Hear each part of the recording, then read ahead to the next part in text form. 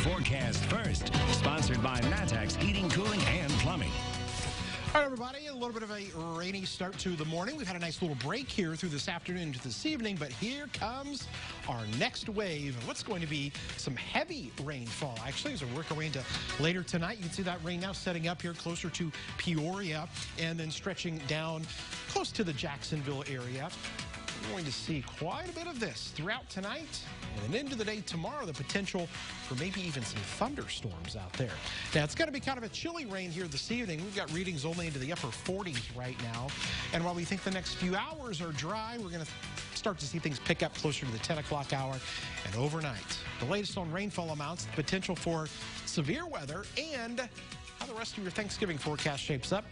We'll detail it coming up. WCIA 3 News starts right now. Now on WCIA 3 News.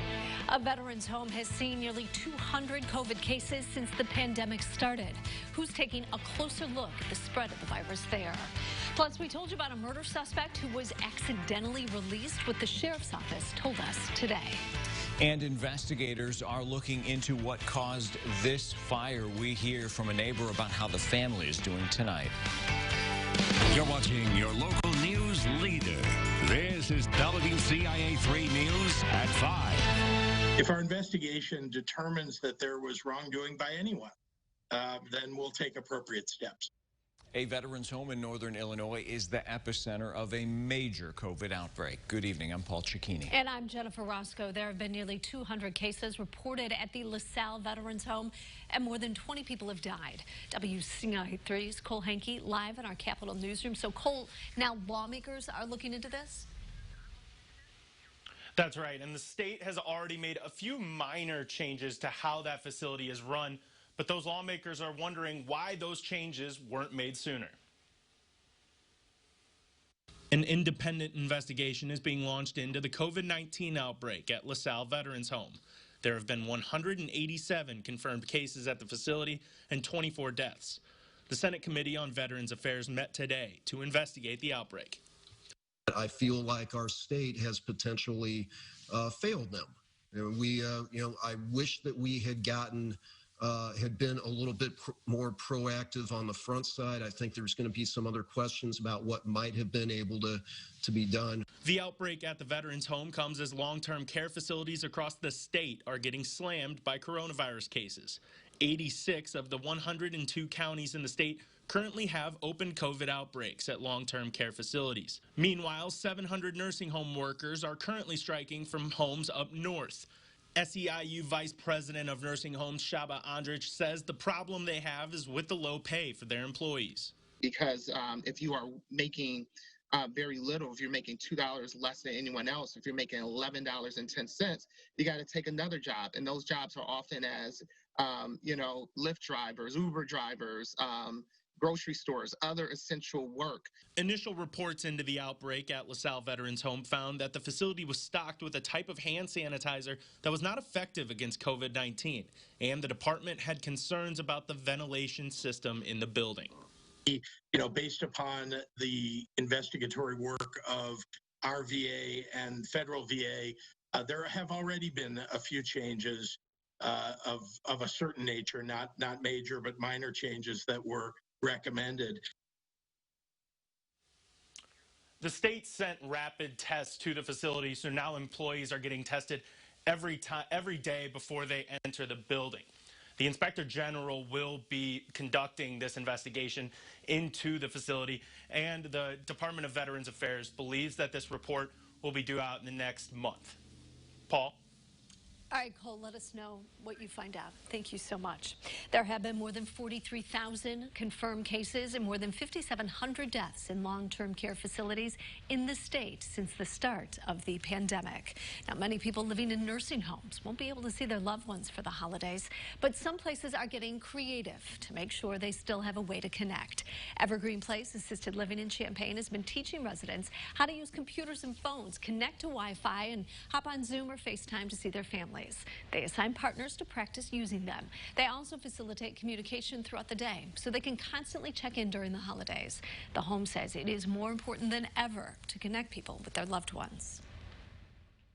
we're all just trying to make lemonade out of lemons that we've been given. So like EJ said, just encouraging people to not just call and do a Zoom time once with their loved one that lives here, but really encouraging them to keep doing it because there's no such thing as too much right now.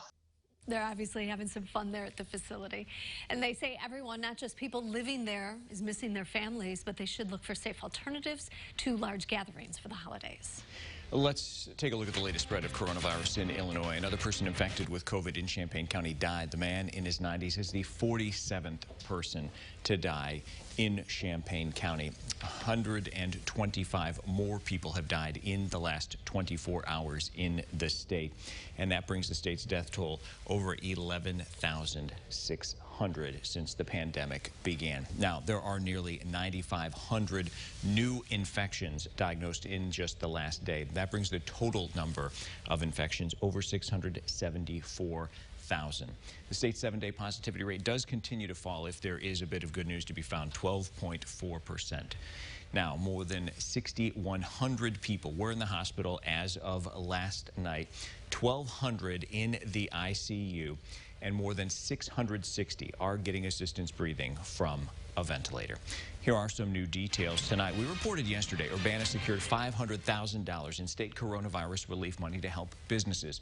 We now know this round of money will focus on PPE. These grants can go to hotels, restaurants, retailers, and more.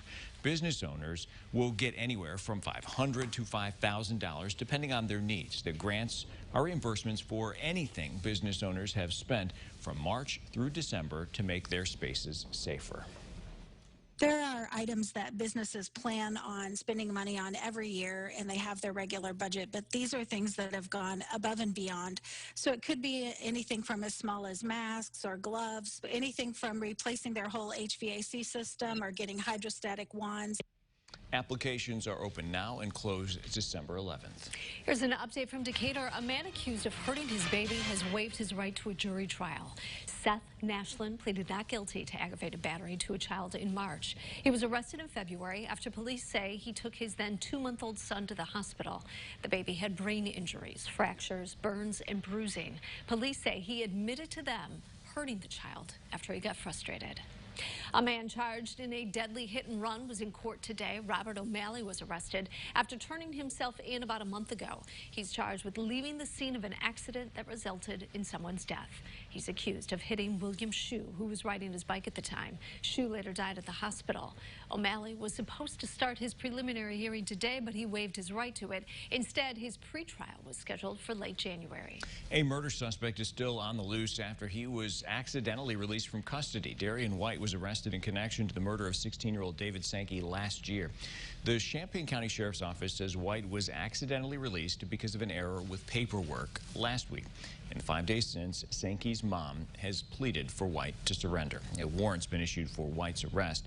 White's lawyer says White thought the case against him was dismissed. The lawyer insists White will report to police.